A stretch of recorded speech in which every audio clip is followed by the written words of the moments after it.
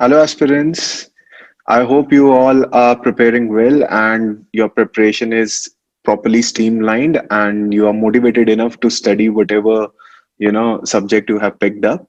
In this video, I'm going to tell you about the different types of Swaraj that are there, right? Now you see in history most of the aspirants are confused कि sir ये dominion क्या होता है, स्वराज क्या होता है, पूर्ण स्वराज क्या होता है, सॉवरेन क्या होता है, इंडिपेंडेंस क्या होता है. So you see all those questions will be answered with this short video. So let's start.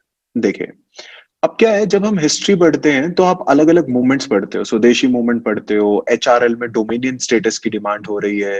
लेकिन जब आप उसका हिंदी वर्जन देखते हो सबको स्वराज ही लिखा होता है. तो ये क्या हिसाब किताब है?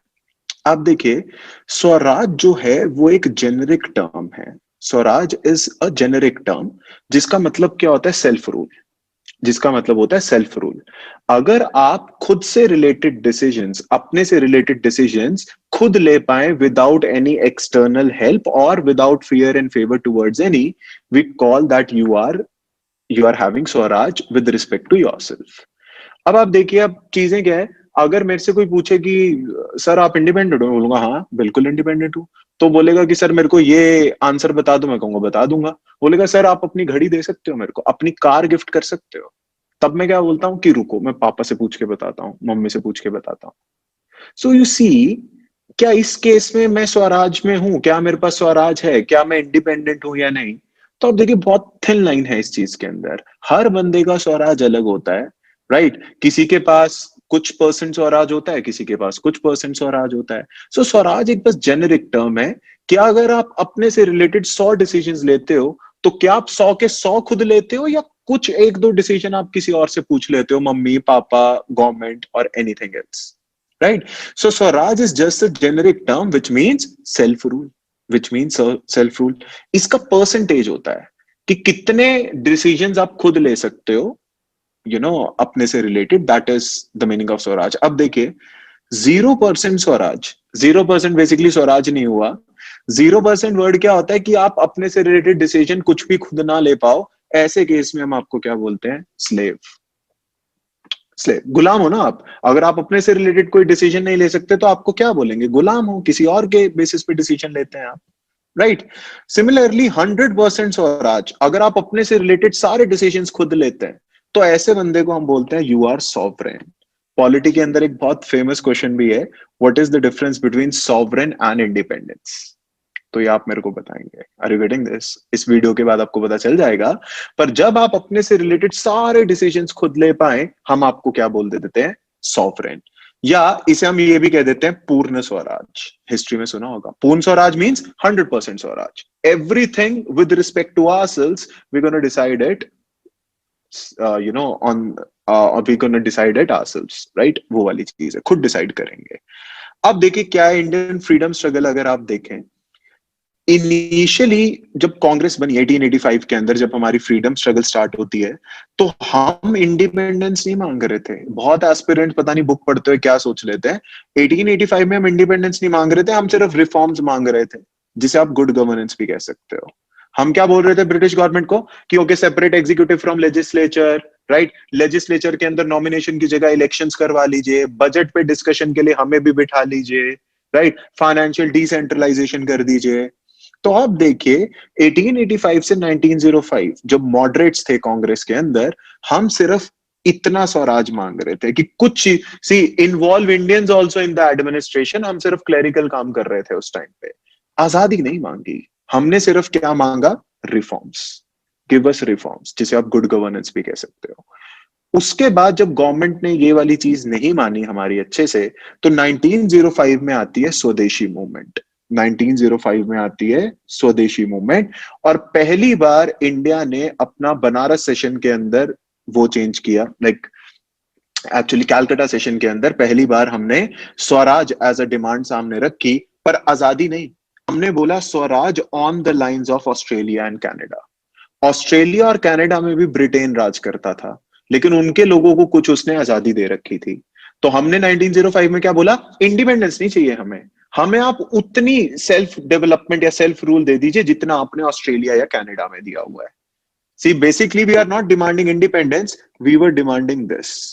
कि कुछ काम हमें दे दो। अगर गवर्नमेंट 100 आइटम्स पे काम करती है, 100 लिस्ट आइटम्स पे काम करती है, तो 20-30 हमें भी दे दो, एजुकेशन हेल्थ वगैरह हमें भी काम करना है, हमें भी एडमिनिस्ट्रेशन का पार्ट होना है।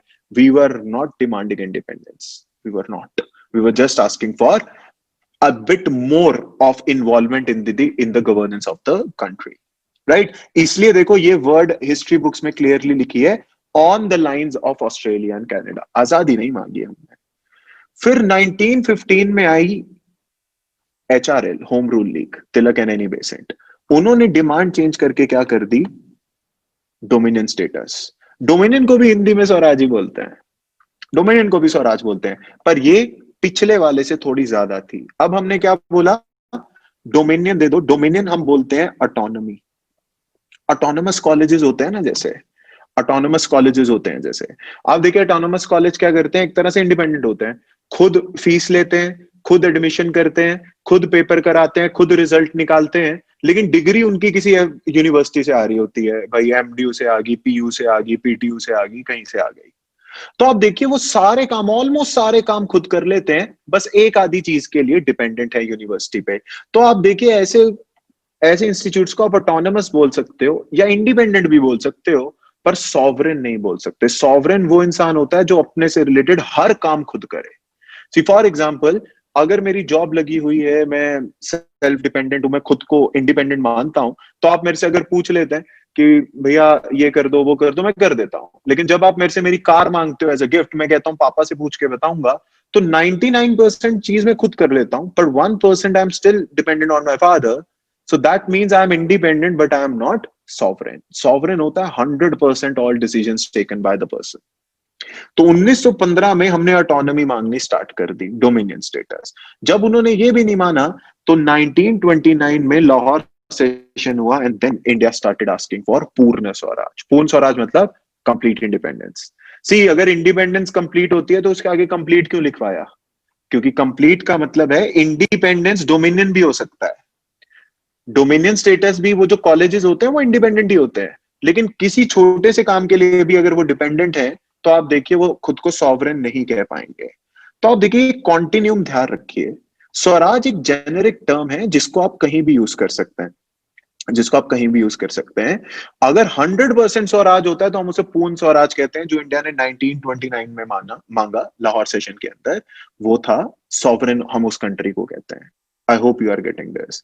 सो डोंट गेट कंफ्यूज कि डोमिनियन क्या होता है, स्वराज क्या होता है, 1905 में क्या मांग रहे हैं, फिर 1929 में क्या मांगा था। So I hope this is clear. Swaraj is just a generic term कि आप अपने से रिलेटेड कितने डिसीजन ले सकते हैं। अगर आप इस कॉन्टिन्यूम पे एकदम लेफ्ट में है, आप कोई भी नहीं ले सकते, तो आप स्लेव हैं। अगर आप एकदम राइट पे हैं, तो आपको सॉवरेन कहते हैं, पूरी इंडिपेंडेंस, पूरी आजादी अपने से रिलेटेड। और हमने इसके अलग अलग वर्जन मांगे। फ्रीडम स्ट्रगल हमारी रिफॉर्म से स्टार्ट हुई, फिर हमने स्वराज मांगा जो ऑस्ट्रेलिया कनाडा में था, फिर हमने ऑटोनॉमी मांगी डोमिनियन स्टेटस से, और फाइनली हमने क्या किया, सॉवरेन हो गए हम, जब हमने पूर्ण स्वराज की डिमांड ब्रिटेन के सामने रखी। So I hope the different type of Swaraj is clear to you. Most of the aspirants are confused in basic thing only, but I hope I have answered your basic question. What are the different type of Swaraj? What is Dominion? What was asked in 1905? What is Poon Swaraj? What is the difference between sovereignty and independence? I hope this is clear, right? So thank you and all the best for your preparation.